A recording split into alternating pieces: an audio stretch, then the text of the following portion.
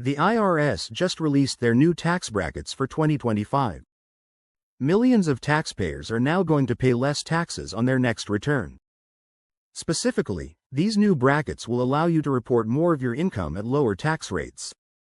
You are also going to have a higher standard deduction, which means less income reported on your tax return. For investors, you will be able to report more of your capital gains at lower tax rates too. And for my people who love to save money, these changes will allow you to put more money towards your HSA, retirement accounts, and other tax-deferred accounts. So, as someone who has already read through all of the revenue procedures pertaining to these changes, as a licensed CPA that tax plans every day at mycpacoach.com, I want to provide you with a very simple and easy understanding of how all of these changes may affect you. Let's go ahead and jump in. Let's start with the new individual tax brackets for 2025. Then we will walk through other key changes that you need to know. First of all, many people misunderstand single and married individual tax brackets. For instance, they think that if they are in a 22% tax bracket, all of their income is suddenly taxed at 22%. But that is not how our tax system works. So let's walk through this. First of all, the 2025 tax rates will range from 10% to 37%. But I want you to think of this like a bucket. The first portion of your income that goes into this bucket will be taxed at the lowest tax rate. So, for example, for single taxpayers in 2025, the first roughly $112,000 of your income will be taxed at 10%. Then, income above this range will be taxed at 12% up to about $48,000. Then, income above that range will be taxed at 22% up to about $103,000. So someone who is earning $100,000 per year as a single taxpayer would pay different tax rates on different portions of their income. From there, your tax as an individual will continue to rise to 24%, 32%, 35%, and eventually up to 37% based on your income. But what I want you to pay attention to are the big jumps in tax brackets. When we look at this, the first big jump is from 12% to 22%. This is a 10% increase in your marginal tax rate. This means you'll pay an extra $11,000 on every $10,000 in income you report on your tax return. The next big jump usually happens when your tax rate goes from 24% to 32%. This happens when you're earning over $197,000 as a single taxpayer in 2025. This represents an 8% increase in your marginal tax rate that year, meaning you'll be paying an additional $800 on every $10,000 in income reported above this range. Tax rates continue to rise based on your income, so you'll pay a 35% tax on income above $250,000. You'll pay a 37% tax on income above $530,000.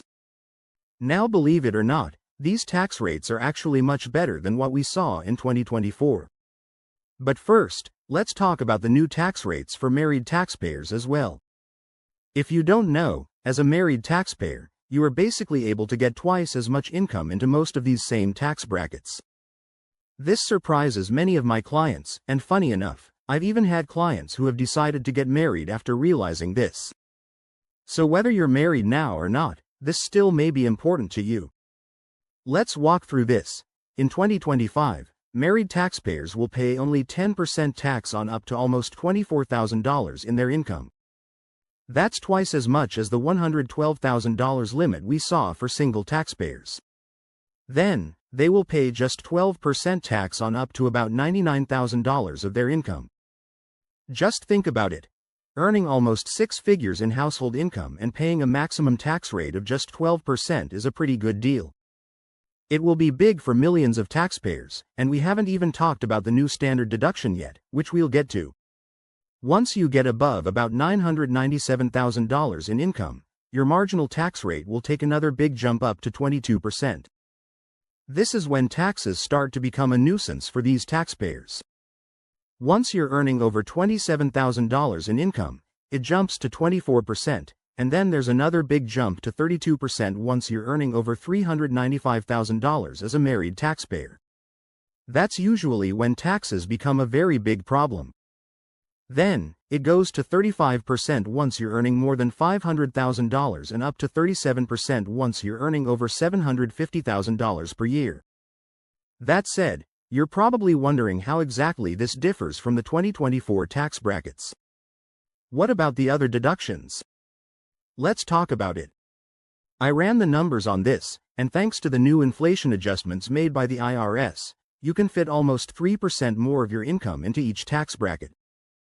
For example, in 2024, the maximum income limit for the 22% bracket was just $192,000 for single taxpayers, but in 2025, it's $197,000.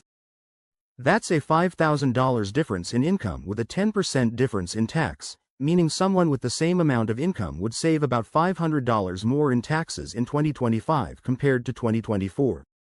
Keep in mind that this is just a very small example, but these small increases in income across every single tax bracket could easily save someone a few extra dollars in taxes. Plus, once we account for the increases in other deduction limits like the standard deduction, taxpayers will save even more money in taxes. Let's switch gears a bit and talk about the other tax changes that will ultimately affect your bottom line, starting with the standard deduction. Since 90% of taxpayers take this deduction, in 2024, the standard deduction was $14,600 for single taxpayers, $22,000 for head of household filers, and $29,200 for married taxpayers.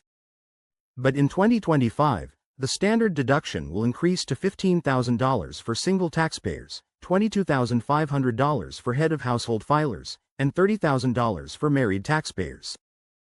While these increases may seem small, they reduce your taxable income and could save you hundreds in taxes. Now let's dive into capital gains tax rates. If you don't know what a capital gain is, it occurs when you sell an asset or an investment for more than what you paid for. For example, if you bought a stock for $5 and sold it for $11, you would have a $6 capital gain. Long-term capital gains are taxed at lower tax rates, which is also where we have new changes for 2025. In 2025, long-term capital gains are taxed at 0% for incomes up to about $48,000 for single taxpayers and $97,000 for married filers. If you make more than that, you'll be taxed at 15% up to about $530,000 for single taxpayers and $600,000 for married taxpayers. After that, all long-term capital gains are taxed at 20%. These income thresholds represent about a 3% increase from what we saw in 2024, which would save taxpayers more money in taxes. For example, in 2024, a married taxpayer with $997,000 in income would pay a 15% tax on their capital gains above $94,000. However, in 2025, they would pay 0% tax on this gain, saving them $450. Knowing these tax brackets is key to saving more money in taxes because you can now make decisions on when and how you want to report your income. For example, individuals may want to trigger capital gains tax when they are in the lowest possible tax bracket instead of doing it in a year when they are reporting a lot of income and are in a high tax bracket. There are also other tax deductions that will increase in 2025 as well, such as contributions to your health savings accounts, retirement accounts, and more. At the time of this video, there are several sources speculating about the amount of these increases, but make sure you subscribe to learn more about those when the IRS makes them official. All of these changes will help you take control over your taxes, which is why tax planning is so important. Thank you for watching.